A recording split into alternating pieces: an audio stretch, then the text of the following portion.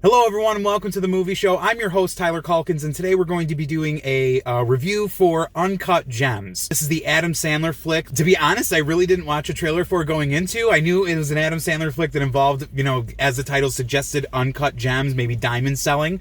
So that's kind of was my premise going into it and what I thought we were going to get. This is going to be a mostly non-spoiler review. I'll keep the non-spoiler stuff to the front, and then when I dive into spoilers, it'll be at the end, but I will, kind of announce that and then put up a little flag so that way if you don't want to be spoiled about the things I'm going to talk about, you can leave. The film was really, really good. I gotta be honest. It was really good stuff. And probably, I don't watch a lot of Adam Sandler dramas, but probably one of his better acting performances in any drama he's ever been in, period, or better acting performances altogether. It was nice to see Adam Sandler. I've kind of set Adam Sandler down for a while just because his movies were kind of meh, and I think that was, I don't know if it was intentional on his part, but I think he was just putting out, he made that deal with Netflix where he's working with them and he's putting out movies for them because I think studios don't want to pay him for his comedy bits anymore because I think people don't want to pay for his comedy bits anymore. So I think Adam Sandler had a real problem for himself, and I think this can be a kind of career pivot. I like serious Adam Sandler. I think he was fantastic in this movie.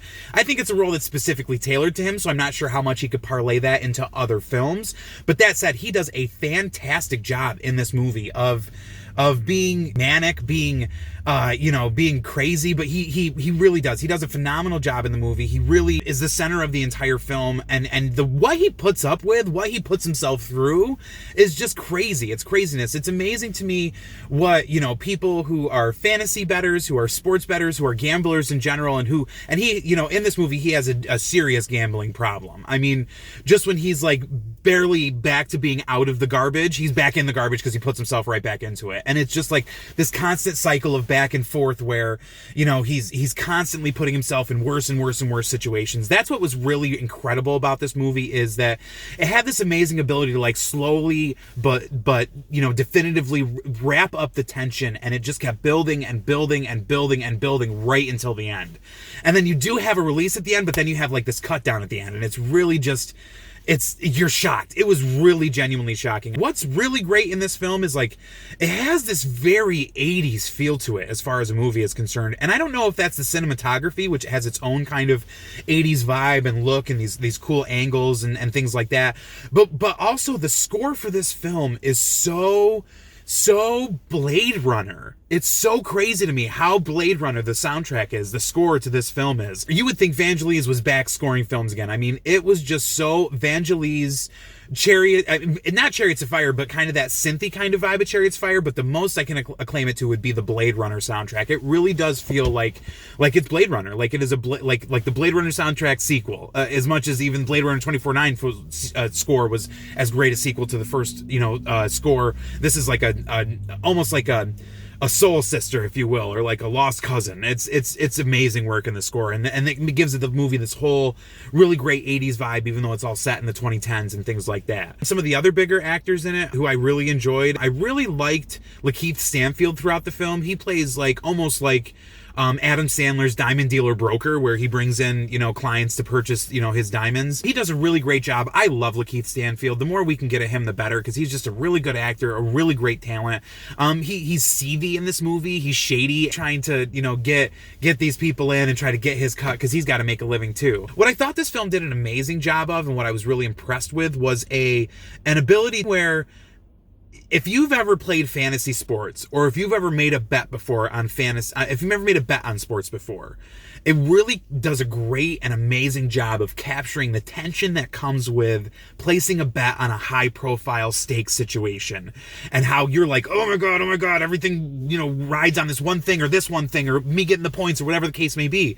So I've never seen a film be able to do that, at least in that way, and I thought it was really, really impressive and really captured the essence of what it feels like to gamble on sports and to be worried that you're going to lose. Ultimately, really fantastic movie. I really hope that it does get some awards buzz, because I think the screenplay is fantastic, and I think Adam Sandler's performance really is, I think it should be lauded as one of the better performances of the year. I haven't seen all the other films that are kind of Oscar baity, like The Irishman, Two Popes, Marriage Story, 1917. I got to get through some of those, but I've watched all the other ones, and to be honest, this is a good performance. It should get a nomination. I want to be clear. I don't think Adam Sandler should get a win for this movie. I think Joaquin Phoenix's performance in Joker's far far and above a whole different thing than what this is, but I think Adam Sandler deserves a nomination and all the credit for the great job that he does in this role. Ultimately, it's a really great movie. I'm going to dive into spoilers at this point, so this is going to be your spoiler warning.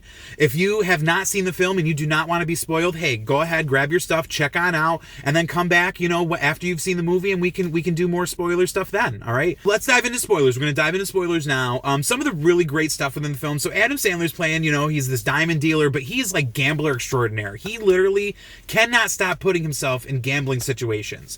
But he comes upon the score of a lifetime where he gets this opal from Ethiopia. It's this $1 million opal that he's like been working months to get, right? So he gets the opal in his offices, and he's got Kevin Durant?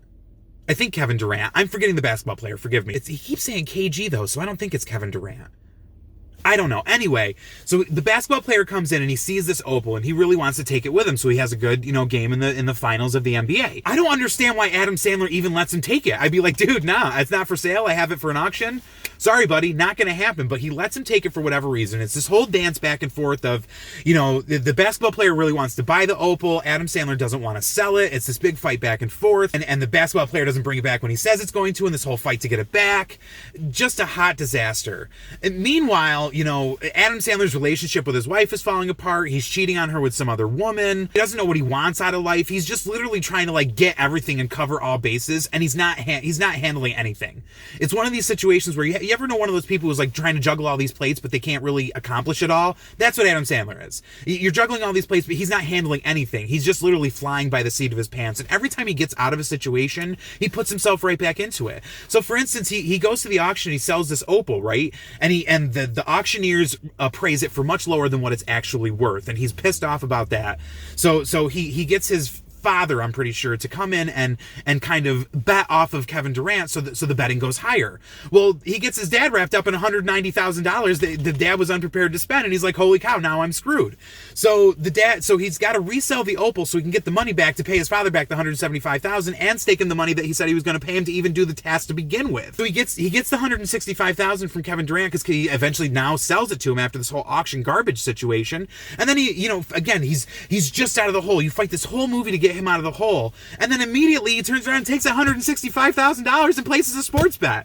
Me and my mother and my grandmother were like, oh my god, no, why are you doing this? You can't do this. So I mean, it's amazing what Adam Sandler does within this film, and it really, I mean, if you know a gambler, if you've ever known a gambler in your life, or someone who has a gambling problem, this type of activity is not uncommon, and you are not shocked by it, but you're just so frustrated by it, and you're like, oh my god, make it stop. I just really thought that this was it was phenomenal. It was a really good film. It was really well written. The score was amazing. It's had this 80s vibe, even though it was modern.